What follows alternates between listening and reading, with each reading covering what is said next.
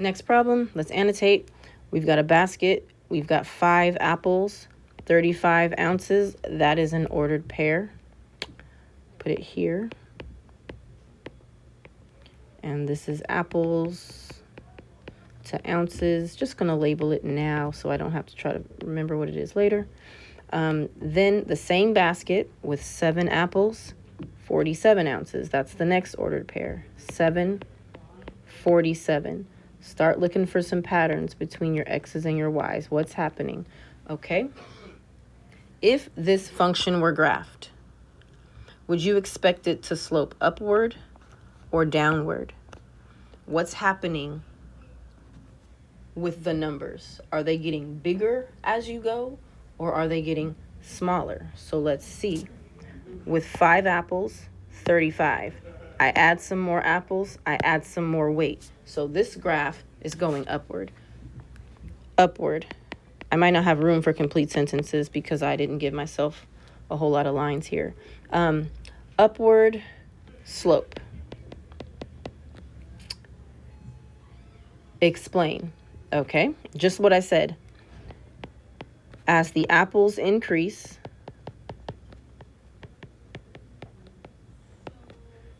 the weight also increases. Everything's going up.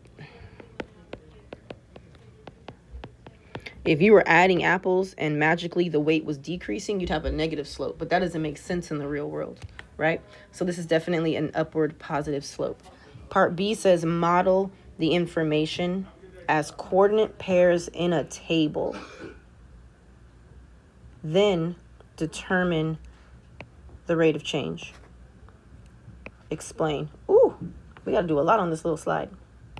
Let's see if I can fit it. So we haven't been using a table. We have just been writing the ordered pairs. There is absolutely nothing different when you do a table. We're just going to do this. We're going to put X. We're going to put Y. Or you could put apples and ounces. I do both, as you see. And now you just don't have to write the parentheses. First ordered pair goes here. Second ordered pair goes here. So that's part 1. We put them in a table. Determine the rate of change. Okay. I don't have room to write the formula, so I hope you have it memorized. But I am going to label always. Always, always, always. My Y2 is 47. My Y1 is 35. My X2 is 7. My X1 is 5. When I subtract, I get 12 over 2.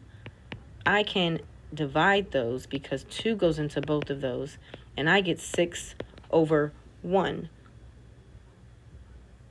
What does that mean? Well, it's positive. They don't ask us to tell what it means.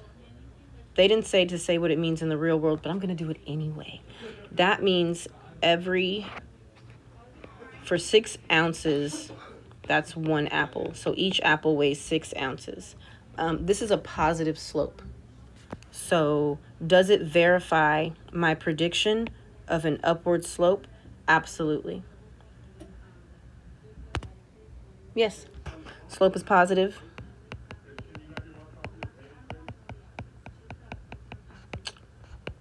So the graph goes up and to the right. Or you can just say it's an upward graph. That's it. Okay, this is the last practice problem. I know it's a lot, but practice makes better. So we got to start doing a few more problems with these kinds of lessons to make sure we get it. Let's annotate. Graph below shows number of blocks. For each term of a representation, determine the rate of change. Use it to determine how many blocks would be in the first term. Explain. Okay, so first of all, just by looking at these points, this slope is going down. So this is a negative slope. So when you do your math and get your slope, you should have a negative number.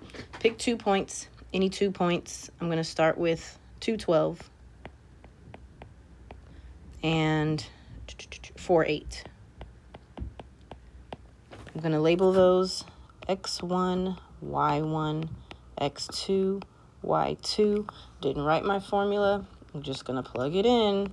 No, I'm not. y2 minus y1 over x2 minus x1. My y2 is 8.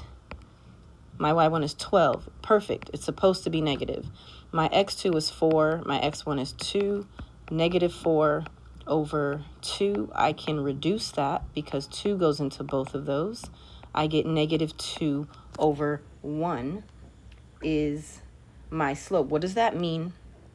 2 what and 1 what. It got cut off here, but that's terms. And what is this one? Blocks. Okay. Ooh, it's crooked.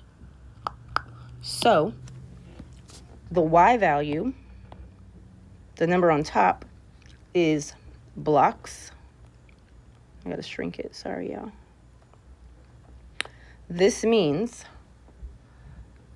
I'm losing 2 blocks. So 2 blocks are being taken away for each term. 2 blocks are 2 blocks are being taken away for each term. So now, what is the first term going to be?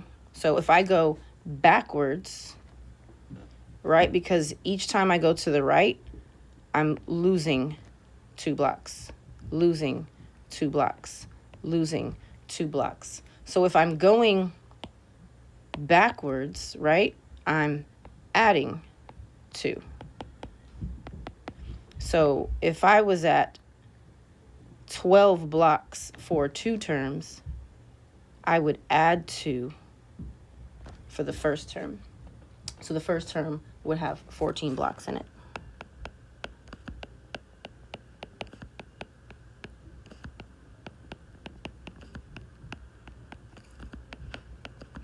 That is our final practice problem. You are now ready for your exit ticket. Please do the exit ticket and not the redo. The redo is if you fail the first exit ticket. Show your work and then fill in your Google form.